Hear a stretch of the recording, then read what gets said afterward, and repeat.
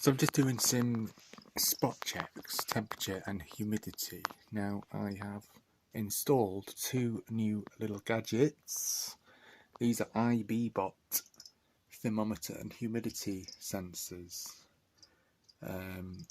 specially designed for terrariums and can also be used in the horticulture industry. So they're pretty good design. So, and I've chosen to hang them down in order to get an ambient air temperature of the area around it, because it's difficult to kind of gauge temperatures when you've got thermometer sensors in certain locations, like that one there, for example, underneath the slate. Although they do give readings,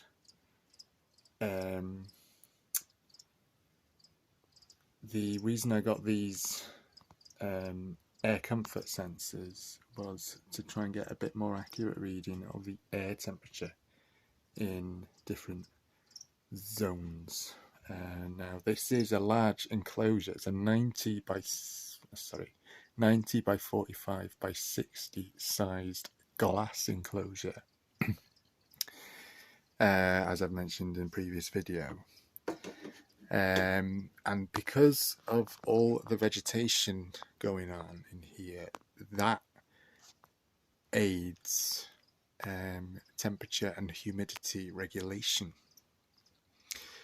I'm not sure of the science behind all that, how it, that's a future video actually, a presentation that I can do, is to look into how plants help with humidity regulation and temperature regulation.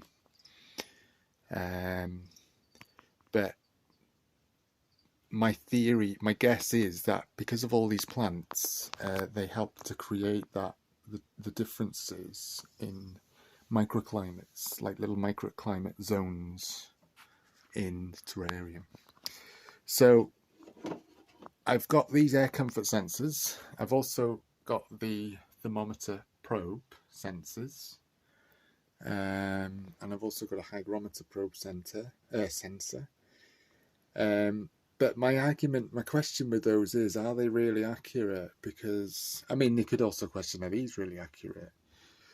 These were quite expensive. They're about £30 on the market. You can get them online from Amazon, or you can get them directly from the manufacturer.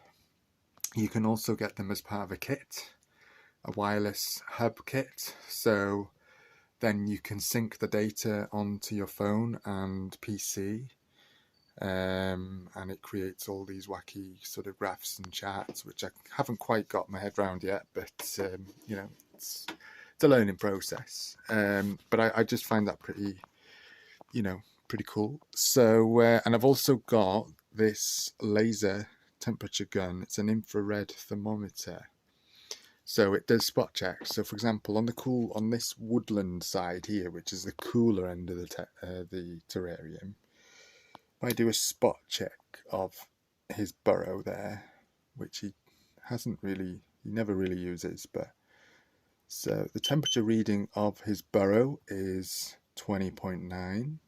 yeah.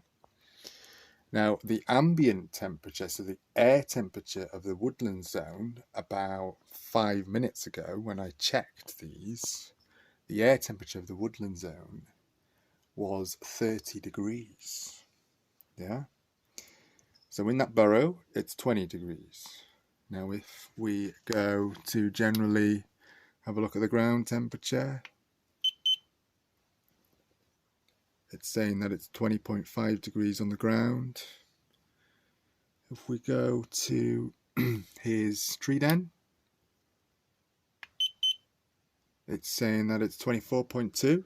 So these are all kind of within what the husbandry kind of guides say and whatnot. Although we're trying to create a wildlife environment here, I mean, in the wild habitat.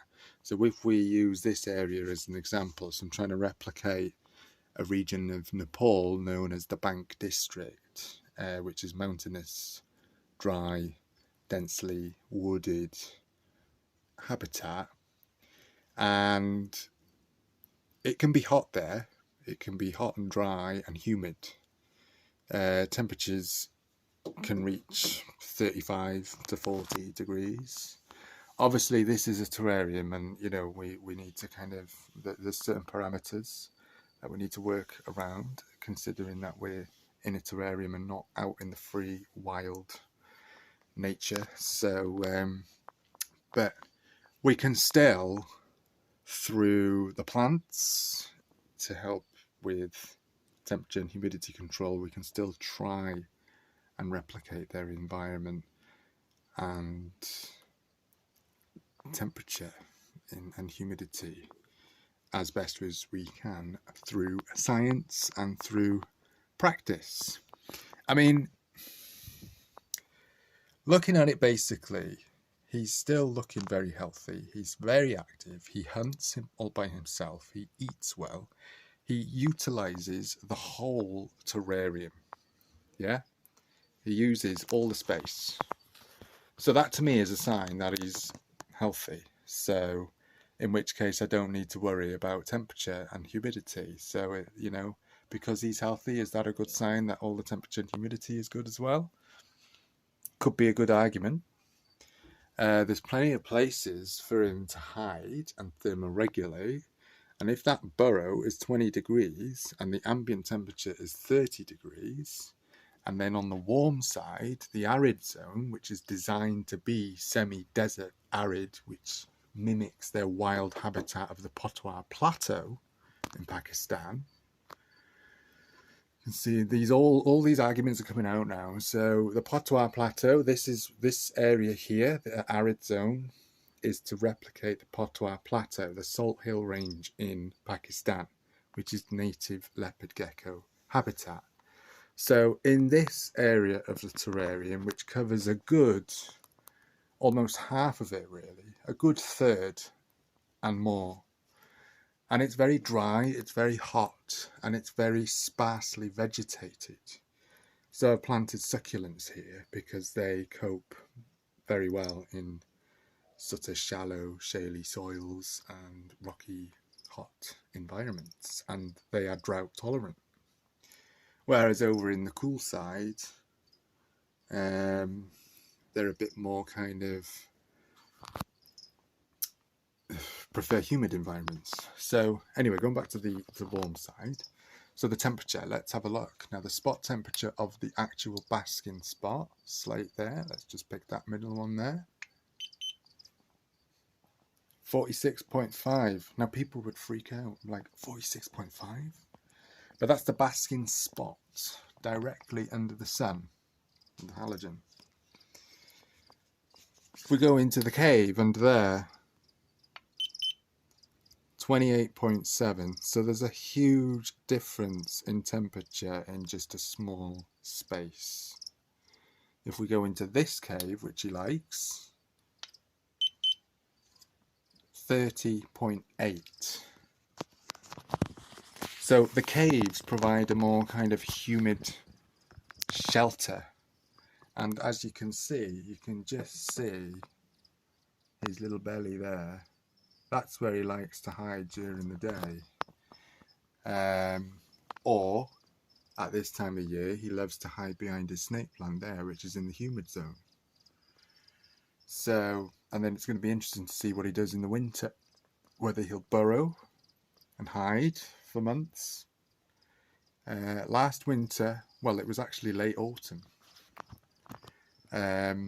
he barricaded himself in one of his hides for like a month. It was only that I was watering the plants, misting the enclosure, that he popped his head out. Had they have not misted, he could well have stayed under there for longer. So leopard geckos basically are, they've adapted to cope in harsh conditions and environment. I mean, I'm not saying that I'm trying to be cruel here, but what I'm saying is I'm trying to kind of mimic the wild-like conditions. You know, he's still my pet, and I still love him to bits, and I will still handle him when I can, when he feels like it. but I just find it really, really fascinating to observe their wild-like behaviours. So with temperature and humidity, I think it can be done in a large terrarium, and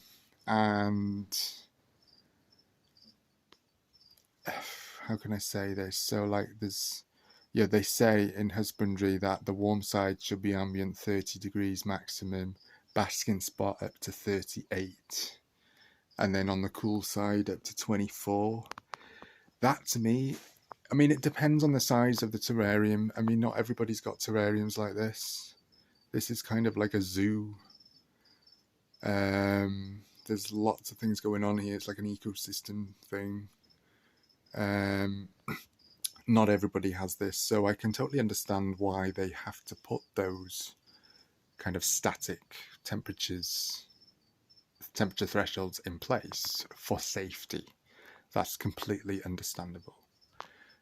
Because, you know, so say 46 on the basking spot may be really too hot in a, I don't know, 2 foot by 1 foot size terrarium. I don't know if that's even too small a size, but I'm not very good with maths.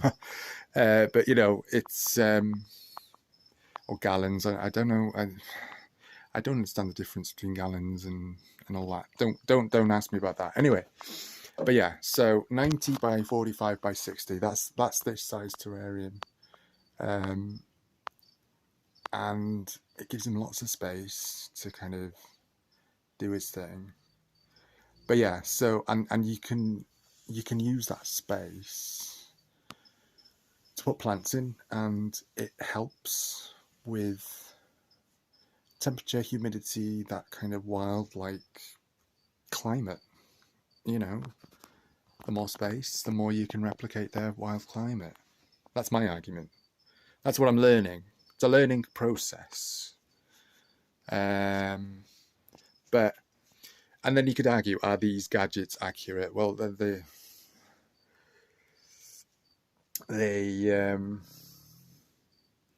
can't be 100% accurate, but they're calibrated. Well, the air comfort, I'm not sure about this thermometer gun, but it's been, you know,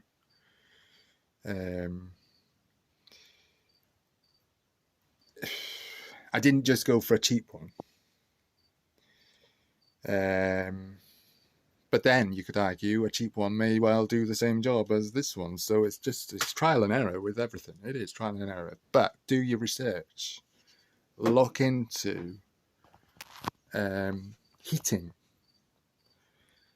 Join the Facebook group Reptile Lighting, as there are loads of files on there to do with heating and lighting for reptiles.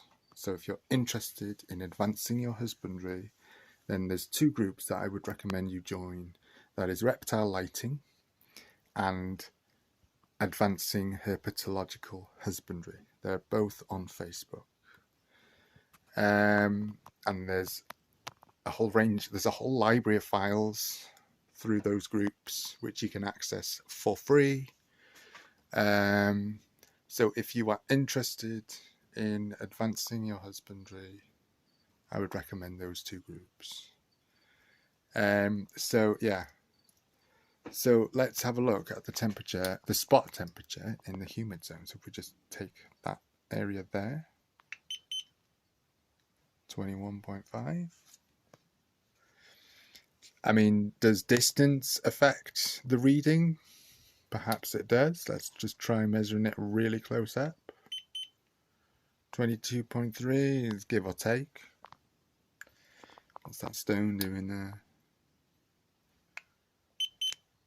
22.6. So yeah, it's kind of like a nice kind of humid, warm temperature, not too hot. And actually the humid area seems to be cooler than the cool area. Well, let's just double check that. Burrow. 21.3. Yeah, so it's about 21 degrees.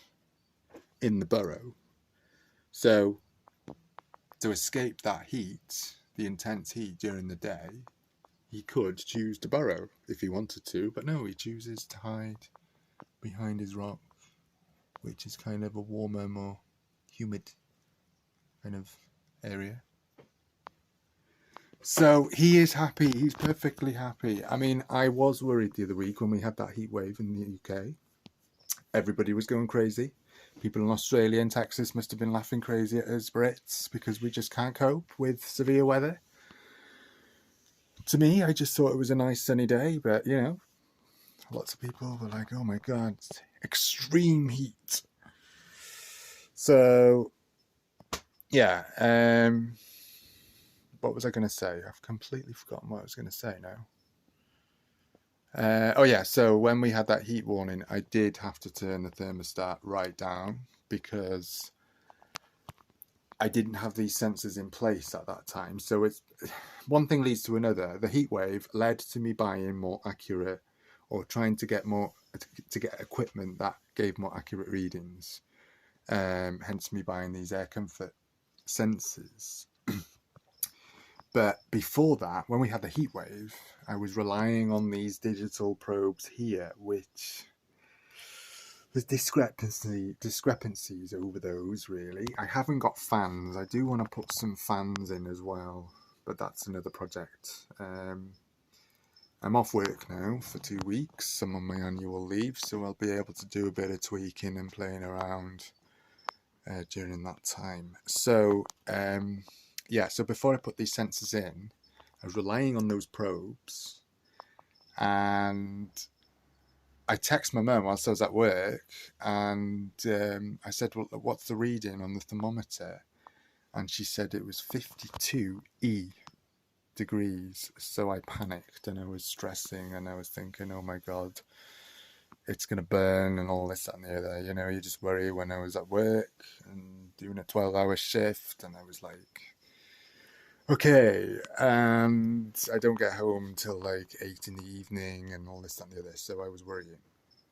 So I asked my mum to turn the thermostat right down. Now he has a Habistat dimming thermostat, which controls the heat source, which is this halogen light here.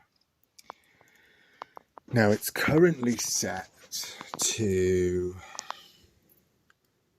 28, so that's the setting.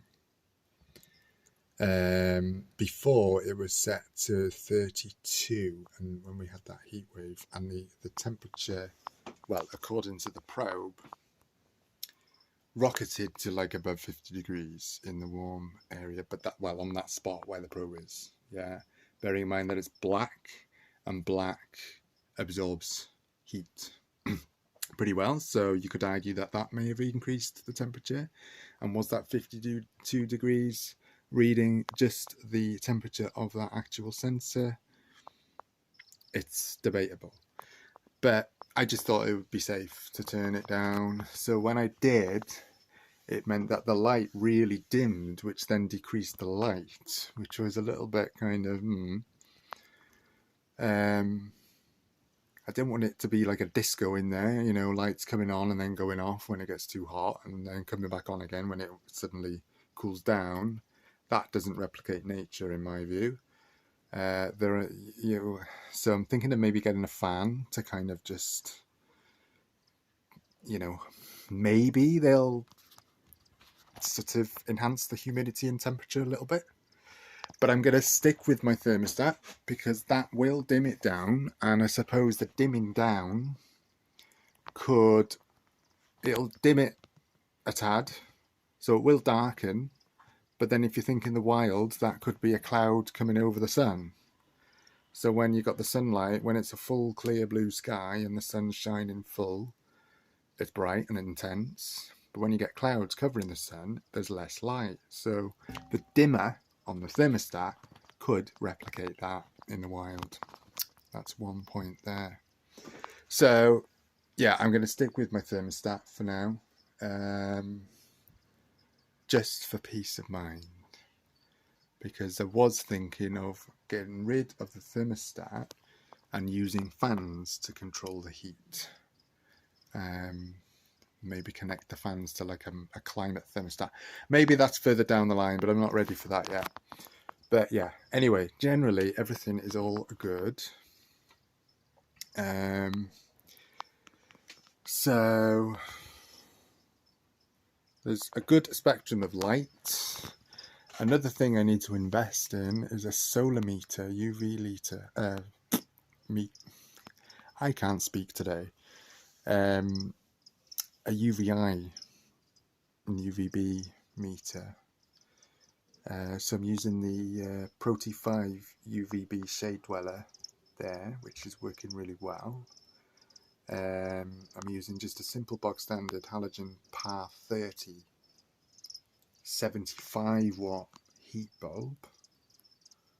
Then I'm using a Lumi EnviroGrow plant growth light LED, which gives off strong. It's not quite as strong as the Arcadia Jungle Dawn, but it covers a wider area for light, and it's very lightweight, and it gives off a cool kind of. It doesn't overheat. So there isn't the risk of overheating with that. It's low energy as well. It's amazing. For 9 watts of power, it gives off like 6,000 Kelvin spectrum light, 130 lumens. So it's quite a strong light, and it covers the whole kind of mesh virtually on that area where most of the plants are. So it's giving the plants a good amount of light which they need in order to grow. So that's a little bit of a rundown lately, guys. So we've covered a little bit of ground there. So over and out.